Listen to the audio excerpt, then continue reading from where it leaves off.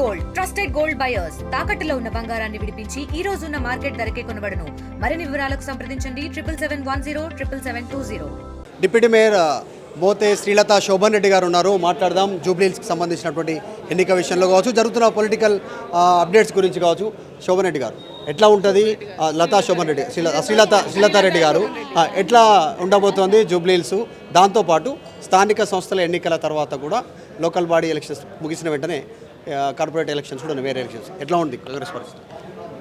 ఎట్లా ఉండడం ఏంటి, పక్కా మా పార్టీ వస్తుంది, మా కాంగ్రెస్ ప్రభుత్వం వస్తుంది. జూబ్లీహిల్స్లో సర్వే ప్రకారం బ్రహ్మాండంగా మంచి మెజార్టీతో, ఫుల్ మెజార్టీతో మేము గెలవడం జరుగుతుంది.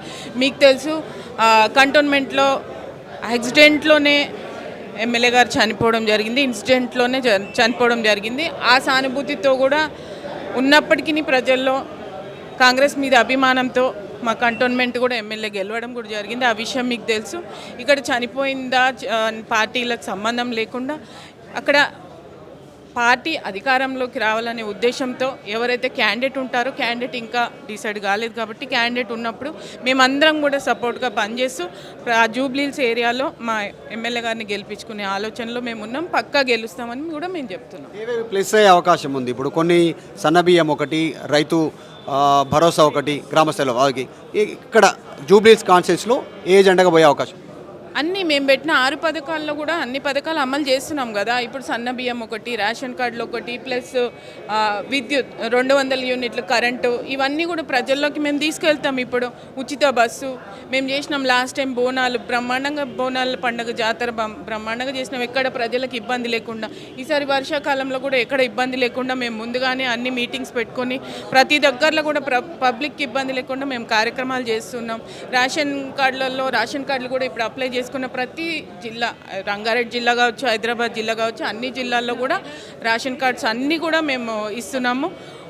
ఇంకా కొన్ని పథకాలు 2-3 పథకాలు ఉన్నప్పటికీ నిన్న సీఎం గారు మాట్లాడారు. నిన్న ఫ్లైఓవర్ ఓపెనింగ్ దగ్గర సీఎం గారు చెప్పడం జరిగింది ఏంటంటే ఇవన్నీ కూడా డిసెంబర్ వరకు కంప్లీట్ చేయడం జరుగుతుంది.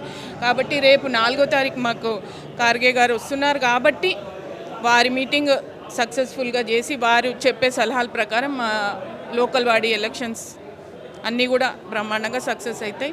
ఈ గవర్నమెంట్ చేసే కార్యక్రమాలు, ప్రజాప్రతినిధులు, సీఎం గారు, మంత్రులు అందరూ కూడా ఎక్కువగా సమావేశాలు పెట్టుకొని ప్రజలకు ఎలాంటి ఇబ్బంది లేకుండా ఎలాంటి ప్రోగ్రామ్స్ చేయాలి, ఎలాంటి సంక్షేమ పథకాలు ఇవ్వాలి, ప్రజల్లో అన్నిట్లో కూడా మేము ముందున్నాం. మా కార్పొరేటర్స్ అందరూ కూడా మేము కలిసి పనిచేస్తున్నాం. జూబ్లీహిల్స్ అసెంబ్లీ నియోజకవర్గంని తప్పకుండా భారీ మెజార్టీతో గెలిపించుకుంటాం. మాజీ మేయర్ సతీమణి బొంతు శ్రీదేవి గారు కూడా ఉన్నారు. మాట్లాడదాం.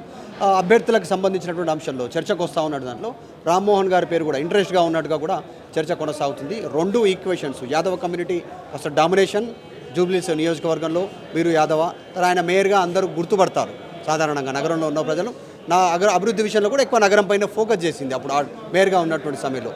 సో ఏం చెప్తారు జూబ్లీహిల్స్ ఎన్నికల గురించి కానీ వచ్చేటువంటి కార్పొరేట్ ఎలక్షన్స్ గురించి కానీ శ్రీదేవి గారు? జూబ్లీహిల్స్ ఎన్నికలు ప్రతిష్టాత్మకంగా పార్టీ తీసుకుంటా ఉంది. కాంగ్రెస్ పార్టీని గెలిపించడమే లక్ష్యంగా ప్రతి ఒక్కరు కూడా కంకణం కట్టుకుంటున్నారు.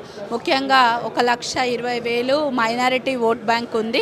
So MIM friendly party. అదేవిధంగా మరి ఉన్న స్లమ్స్ అన్నిట్లో కూడా రేవంత్ రెడ్డి గారి సర్కారు ఇస్తున్న సంక్షేమ పథకాలన్నీ కూడా ప్రజలకు అందుతూ ఉన్నాయి. ముఖ్యంగా మరి మొన్నటికి మొన్న సన్న బియ్యము మరి ప్రతి ఒక్క ఇంటికి చేరుతూ ఉంది. మహిళలు ముఖ్యంగా ఆనందంగా ఉన్నారు.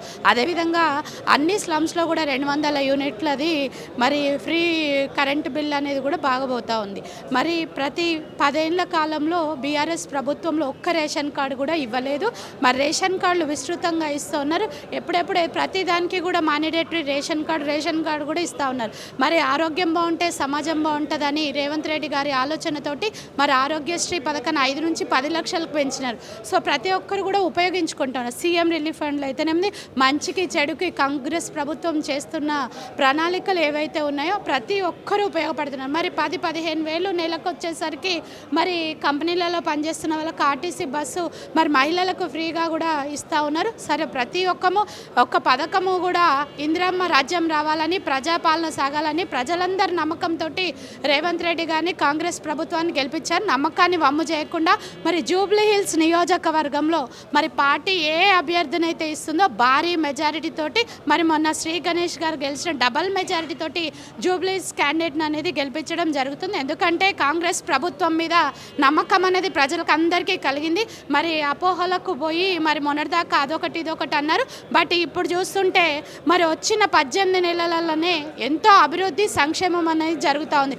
రేవంత్ రెడ్డి గారు మరి అహర్నిశలు కష్టపడుతూ మరి ప్రభుత్వం సంబంధించిన ప్రతి ఒక్కటి కూడా పేదవాళ్ళ కోసం ఇందిరమ్మ రాజ్యంలో తీసుకువస్తూ ఉన్నారు. కాబట్టి మరి 4వ తారీఖు ఖర్గే గారు వస్తూ ఉన్నారు. ఖర్గే గారి నాయకత్వంలో వారు ఇచ్చిన సలహాలు సూచనలు తీసుకొని మరి ఖచ్చితంగా కూడా ముందరికి పోతామని తెలియజేస్తారు. బొంతు రామ్మోహన్ పేరు వినిపిస్తుంది. అజారుద్దీన్కి టికెట్ ఇస్తే లాస్ట్ టైం ఎంఐఎం పోటీ నిలబెట్టింది, ఓటమి కారణమైంది. ఒకవేళ బొంతు రామ్మోహన్ పేరు తెరపైకి వస్తే ఎట్లా ఉంటుంది?